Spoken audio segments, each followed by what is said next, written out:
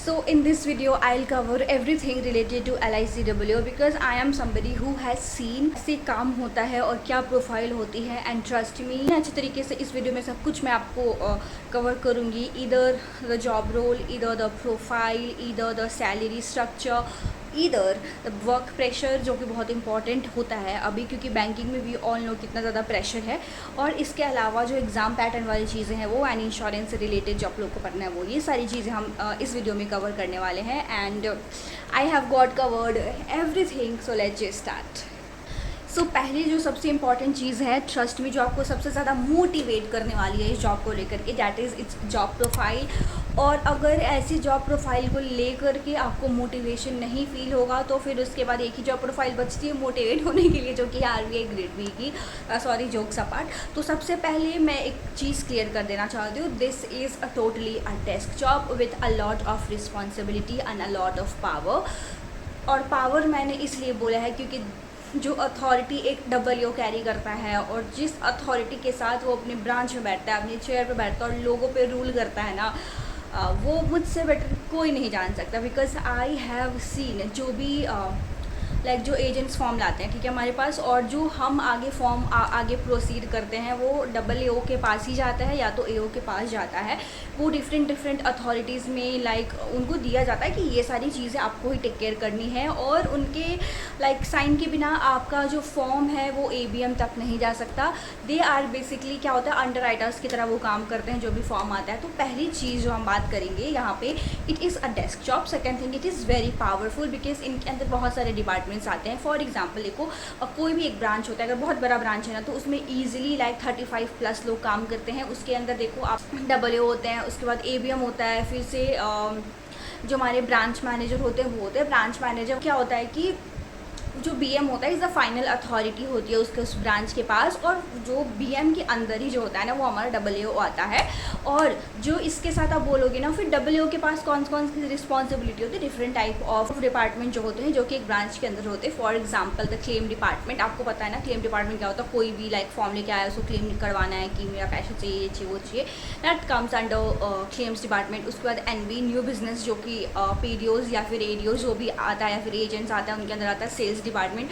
ये दोनों एक ऐसा सेक्शन है जो कि बहुत ही ज़्यादा एक्टिव होता है, क्योंकि जो भी एजेंट होता है, जो भी ADO होता है, जो भी PDO होता है, वो सारा उसका जो फंक्शनिंग होता है ना वो वहीं से होता है. एंड बिज़नेस ही एक मेन एजेंडा होता है किसी भी ब्रांच के लिए. वो चीज़ें पूरी करी जाती हैं उसी डिपार्टमेंट से. उसका जो मेन करता धरता होता है, जो देखता है, वो WO ही होता है, वही चेक करता है सारी चीज़ों को, ठीक है. और उसके बाद इतने ही लोग नहीं होते हैं उनके अंदर, और उस स्पेसिफिक डिपार्टमेंट के अंदर आपके पास होते हैं असिस्टेंट्स एंड HGAs. वो भी उन्हीं के अंदर होते हैं, और जो कि गाइडेंस के अंदर काम करते हैं हमारे WO की. जो भी वो बोलेगा वो चीज़ें, वो सारी चीज़ लोग करते हैं, क्योंकि that is compulsion, that is under rule, they have to do it. So a lot of power, a lot of respect, a lot of responsibility एक WO कैरी करता है. जब भी हमारे डिपार्टमेंट के भी जो हमारे ब्रांच का बोलोगी जो भी WO था या थे, he used to sit like a boss. वो उसको फील होता है उस टाइप का, क्योंकि उसके पास सही में बहुत ज़्यादा अथॉरिटी होती है. बट उस जो WO होते हैं उनके ऊपर जो होता है वो ABM होते हैं. उतना डिटेल में हमें जाने की ज़रूरत नहीं है, बट या ये इनका बेसिक काम होता है. जो वेरिफिकेशन होता है ना वो मेन काम होता है. विदाउट वेरीफाइंग एनीथिंग आप WO के आँखों के नीचे से छुप के आप कुछ नहीं कर सकते हो. He knows everything. वो उनका मेन एजेंडा होता है. उसके बाद जो चीज़ होती है इंपॉर्टेंट, वो होती है प्रमोशंस की. Oh my God, I can't even tell you, the promotions in LIC is far better than any other organization. बहुत ही उम्दा वहाँ पे प्रमोशन आपको मिलेगा. यही है कि फिर आपको उसमें ट्रांसफ़र्स भी होते हैं, बट ऐसा नहीं है कि बहुत दूर आपको भेजा जाएगा. ट्रांसफ़र्स भी ऐसे टाइप के होते हैं, उनको पता होता है कि दे नीड समबडी जो कि उनके नेटिव में हो, क्योंकि जैसे कि आप मुंबई की बात कर लो, वहाँ पे भी ज़्यादा लोग मराठी ही हैं उस ब्रांच में, बिकॉज सीज़न उनको भी कोई दूर का नहीं चाहिए ना जिसको फिर लैंग्वेज बैरियर हो जाए. क्योंकि हमारे ब्रांच में भी कस्टमर, ऐसा नहीं कि कस्टमर इंट्रैक्शन नहीं करता WO, कस्टमर इंट्रैक्शन भी होता है वहाँ पे. तो उस बात को जानने के लिए भी आपको, अगर कोई नेटिव लैंग्वेज में बोल रहा है, then you should be able to understand ना कि कौन से लैंग्वेज में आपसे कस्टमर बात कर रहा है. तो इस वजह से ना ऐसा भी नहीं है कि आपको बहुत ही दूर जा करके ट्रांसफ़र दे दिया जाएगा, नहीं. बट इन सर्टन केसेस होता भी है, ठीक है. यू नेवर नो, क्योंकि देखो it's all up to organisation. At the end we are under one organisation, that is the thing. उसके बाद हम बात करते हैं कि जो age group of people LIC में काम करते हैं, trust me when you will enter the branch you will see कि बहुत सारे जो लोग हैं ना वो एजड हैं, ठीक है। और एक ऐसा एज ग्रुप के लोग वहाँ पे काम करते हैं जो कि बहुत ही ज़्यादा एजड है, लाइक 50+ आई कैन ईजिली सी। तो वो चीज़ आप कर सकते हो कि आप ऐसे लोगों के बीच में काम करोगे, ये चीज़ मुझे बताना था। Second thing is work pressure. देखो आप जैसा बैंकिंग में सोच रहे हो वर्क प्रेशर होगा तो यहाँ पे वैसा होगा तो बिल्कुल भी नहीं है। You will have a very relaxed life. देखो प्रेशर होगा जो अप्रैल से पहले वाला टाइम होता है ना, लाइक मार्च अप्रैल वाला जो टाइम होता है ना, इनफैक्ट फॉर सम केसेस बहुत बड़ी ब्रांच है तो आप फरवरी भी ले लो क्योंकि वो क्लोजिंग का टाइम होता है। तो वहाँ पे बहुत ही ज़्यादा फिर आपको लाइक प्रेशर, ऐसा नहीं है कि फील करना पड़ेगा, बट यस बैंकिंग इतना प्रेशर नहीं है, बट प्रेशर है। वैसा भी प्रेशर नहीं है कि आप हैंडल नहीं कर पाओगे सिचुएशन को, और सिचुएशन जो आपके सामने होगी वो डुएबल होगी।